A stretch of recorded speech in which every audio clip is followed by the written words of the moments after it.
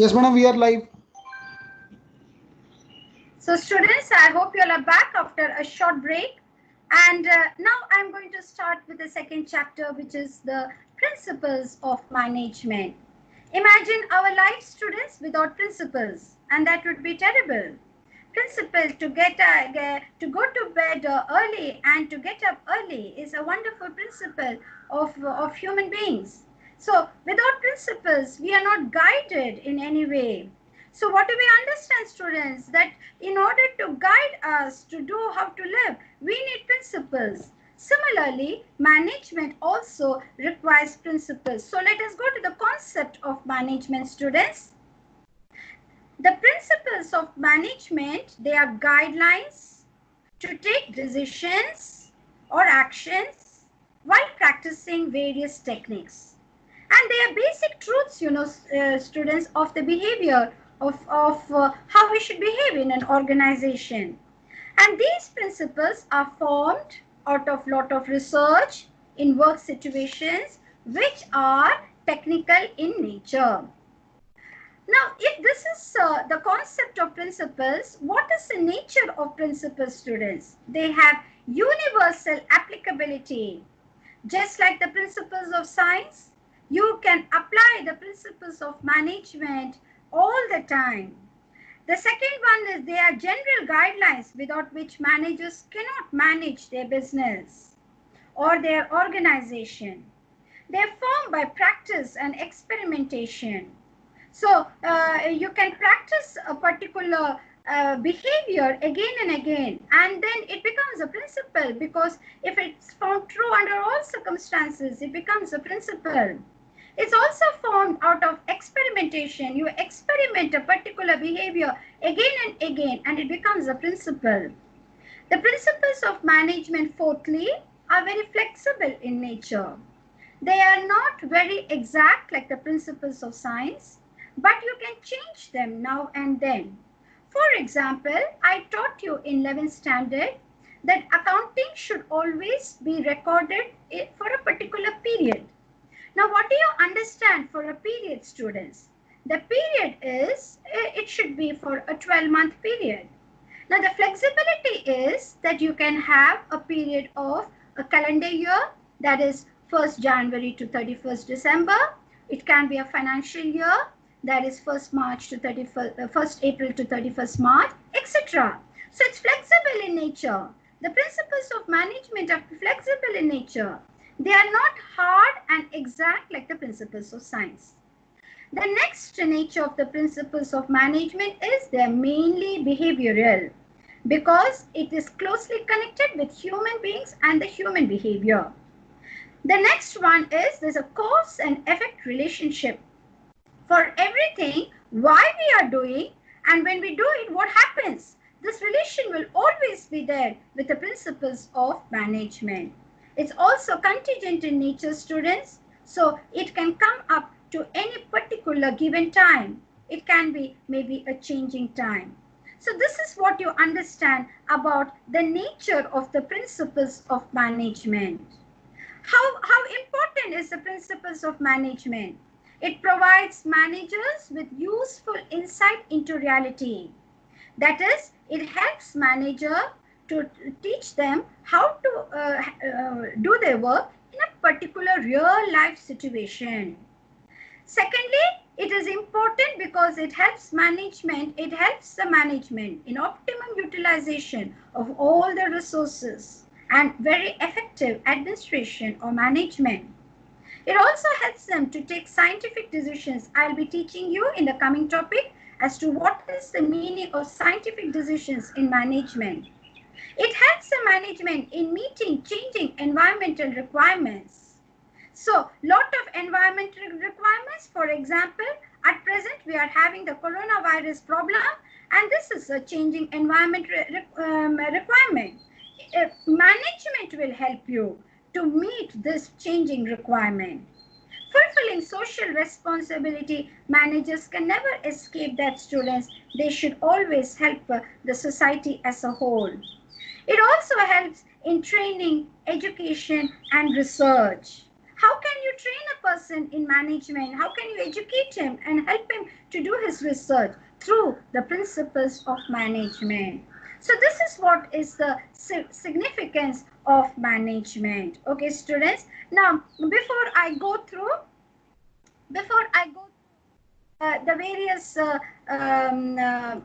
personnel who have experienced a lot about management, and so who have brought up their own theories about the principles of management, we should understand, students, that without management, you cannot get the work done.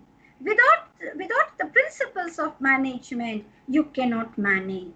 So both are intertwined together. So you can neither manage without the principles, nor can you have principles without management. So there were two important persons who were deeply involved in the principles of management. The first one is Mr. F.W. Taylor. Mr. F.W. Taylor, who was an engineer by profession, and he propounded that management should always be done scientifically. You cannot do it without science. The basis of management should be that there should be truth behind it. It should have principles which others can follow. So this was the basis of what Mr. F.W. Taylor had done. And he propounded the various scientific principles of management. This was mainly, students, to help the supervisory level who are involved in the production in a business to do their work very well. So this helped a business. When you follow the scientific principles, it helps your business that, you achieve maximum production, and so you try to maximize your profit. So shall we see the 4 important scientific principles given by F.W. Taylor? I'm showing you the slides, students, for that. Okay. This is what I told you, what Taylor believed. He believed that it should be scientific, and students, there should be a lot of discipline, and you can train people by being scientific. And so what are the principles given by Taylor, students? Science, not rule of thumb. Students, when it's a dictator, he rules with a rule of thumb. He says what he has said is what he wants to get it done. But what does Taylor say? The managers should not say, just because they are in a particular position as a manager and they have subordinates below them, they should not practice the rule of thumb. They should not say, this is what I want you to do, so do it. No, whatever they say should be scientific, should have the science as a background. That means what is the cause and what is the effect of whatever work they want to get it done. There should always be the background of science, that is, it should be meaningful. So Taylor believed that don't use the rule of thumb in doing management. Use the rules of science in managing your organization. And this is the first principle that was given by Taylor. The second scientific principle given by Taylor is harmony, not discord. He always believed that, there shouldn't be friction between the top management and the lower level of management. That is the middle level and the lower level. There shouldn't be frictions. We shouldn't put the subordinates into trouble, but we should satisfy them when they are dissatisfied. At that time, there's harmony created within the organization. You cannot achieve the objectives of the organization when your workforce is dissatisfied. So the best way to get to your objectives is, and the only way is, through harmony and not discord. This is the second principle given by F.W. Taylor. Let us go to the third principle, students.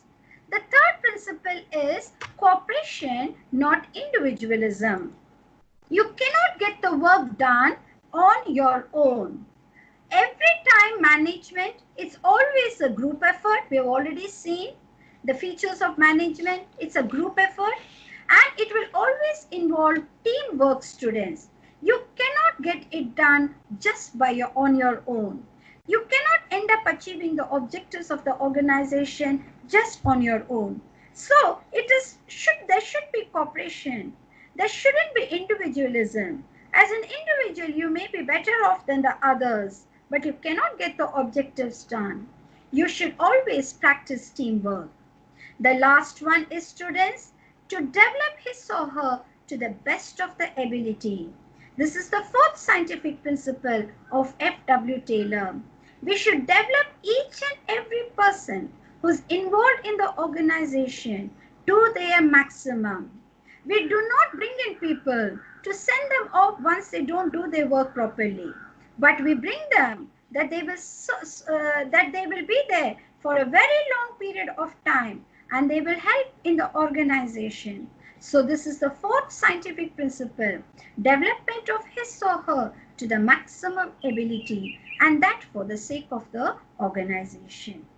So this is what Mr. F.W. Taylor propagated. Now, when Taylor was interested in the scientific principles, there was another person. Today he is known as the father of management, the father of general management, and he is Mr. Henry Fayol. And okay, he is called Mr. Henry Fayol. Now, Henry Fayol was involved in propagating the general principles of management. A mining engineer, he was involved in a mining company, and there he understood, students, by practice, that how best we can achieve the objectives of the organization. And this he understood that he can achieve only by, various principles. For that, he propagated, students, various principles of management. These principles will help the top management in getting the work done from the other levels of management. So this was the main theory behind what Mr. Henry Fayol had done. Henry Fayol brought in 14 important principles of management. Shall we see the general principles of management, students? Okay, number 1.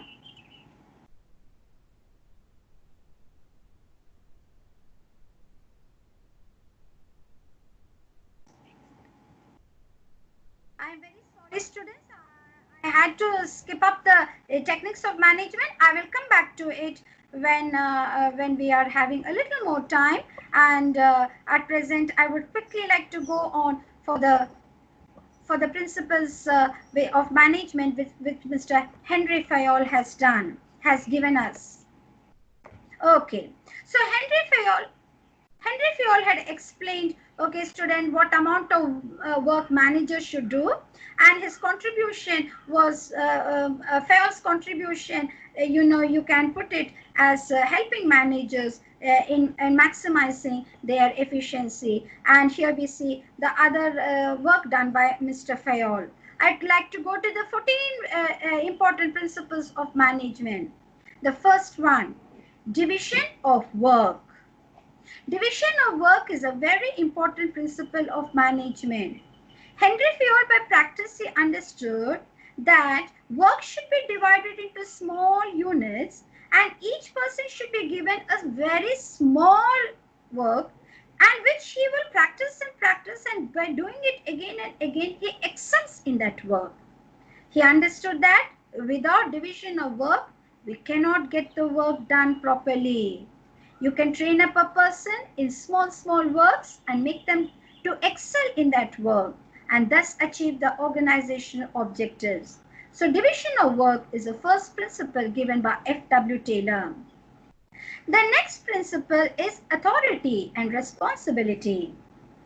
Now, Fayol understood that how much authority should be given to a person. As much responsibility is given to him, that much authority also should be given to him. If you give a person the authority to do a work, he also should be made responsible to do the work. Giving only authority is not sufficient. Fayol believed that authority should always go on with responsibility. So make a person responsible for the work that he is assigned. This is called the principle of authority and responsibility. Let us go to the next principle, students, and that is the principle of discipline. Can you believe, can you understand about a school where the students are not disciplined students? Can you understand a classroom where students are not disciplined? We end up not achieving the objective of learning. So this is what you understand about the principle of discipline. When Fayol was working as a mining engineer, what he understood, students, is that without discipline, we cannot achieve the work in the organization. Discipline will help us to achieve the objectives in the organization. Discipline will tell us about the objectives, okay, students, how we can achieve, at what time we can achieve, with what resources we have to achieve. So there shouldn't be wastage of work, of resources. There shouldn't be duplication of work or resources. For that, discipline is very, very important. So Fayol promulgated this as a principle of management. After discipline, we are coming to the next principle, and that is the principle of unity of command. What do you understand, students, that in an organization, a superior must be able to give command to a subordinate. But what happens with the many subordinates? A subordinate must receive the command for the work that he has to do only from one superior. If he is going to receive commands from more than one superior, he will not be able to understand whom he has to obey. And so what happens, students? He will not end up in getting the work done. Even the Bible says that man cannot serve two persons, God and mammon. So we cannot serve two people. One may say go to the right, where the other may say go to the left. So the subordinate may not understand whom to obey. So Fayol understood that this should be an important principle, and that is the principle of unity of command. After having studied the unity of command is the unity of direction. How will we achieve the objectives? When all the entire group together are given one particular direction, what should be the direction? Maybe there are various heads, maybe there are various departments. All of them should be directed towards one common goal. And that common goal only should be the goal of everyone involved. This principle is called the principle of direction. How is the principle of direction different from the principle of command, students? Command, we are talking about the subordinates. Whereas direction, we are talking about the entire group, the entire organization. So this is what is called the principle of unity of direction. The next principle given by Fayol is a subordination of individual interest to the group interest, to the general interest, to the general interest. We should never say that this is my interest, so I will do the work like this. No, students, each and every person must always be careful that he should subordinate himself to the interest of the organization, to the objectives of the organization. He should not be interested in getting his own personal objectives done before getting the organizational objectives. So the group goal should be the organizational objectives. So having studied, shall we go to the next slide to understand, students, what are the other principles given by Fayol? And the other principles by Fayol, okay, students, let us see. Remuneration of employees. What do you understand by remuneration of employees, students? Remuneration may include the salary, the perks, and others involved. How should an organization be careful with its employees? They should pay the employees the due that has been promised to them. It should be sufficient for them to live a life of dignity. The employees cannot demand more than what the employers can pay them. But what the employers can pay, that can be a dignified amount. So this is what Fayol says, that proper remuneration should be paid to the employees. The next principle is the principle of centralization and decentralization. Fayol always understood students that, students, we should decentralize the work in an organization. That power should not be with one person in the organization. He should not be just dictating what he wishes to the organization. Instead, it should be divided into small heads and made into various departments and given to various divisional heads who will get the work done.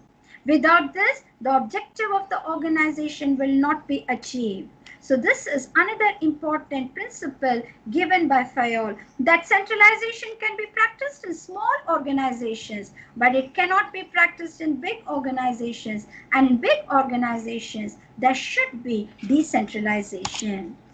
Having studied that, students, let us go to the next principle, which is called the scalar chain. I wish I could draw the scalar chain for you, students, but the scalar chain is a method of communication to the employees. Okay, students, suppose it's a triangle and we can name them top A, B and C.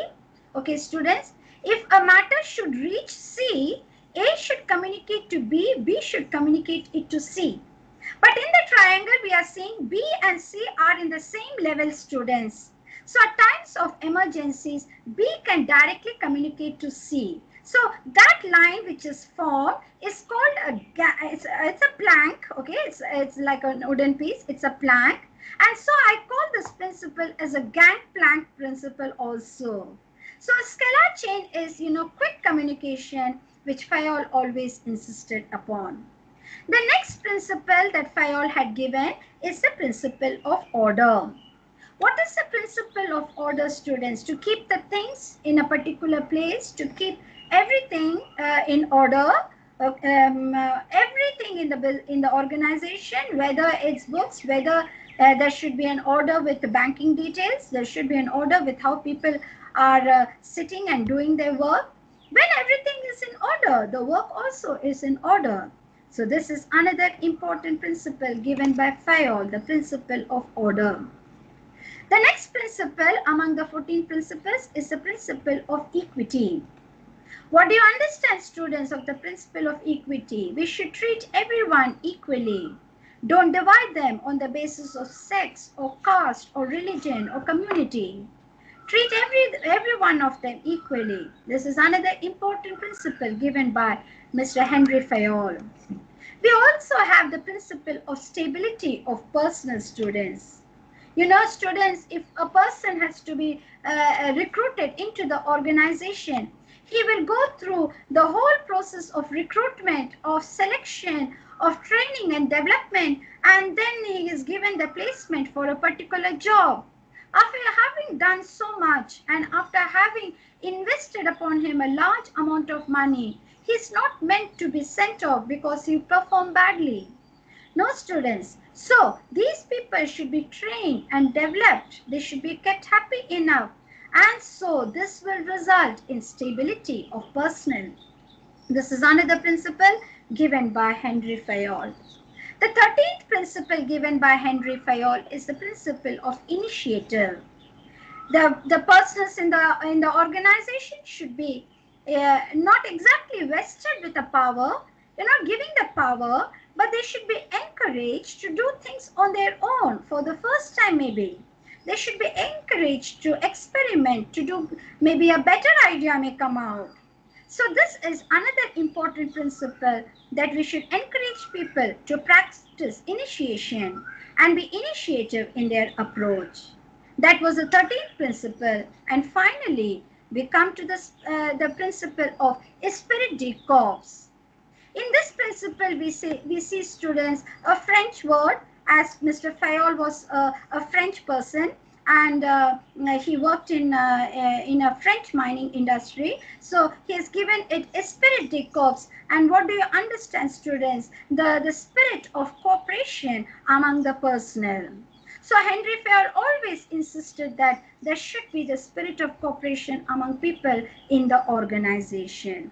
So this was the second chapter, students, the principle of management, in which we studied as to what is the characteristics and importance of the principles of management, and we studied the scientific principles given by Mr. F.W. Taylor and the general principles given by Mr. Henry Fayol. We are expecting case problems in which out of the 14 principles, they will quote something and you have to recognize what is that principle, name the principle if it's a 1-mark question, name and explain the principle if it's a 3-mark question. So this is how problems will be asked from this chapter. I would like to take a small break of 2 minutes before I come back with the third chapter. Just a minute, madam.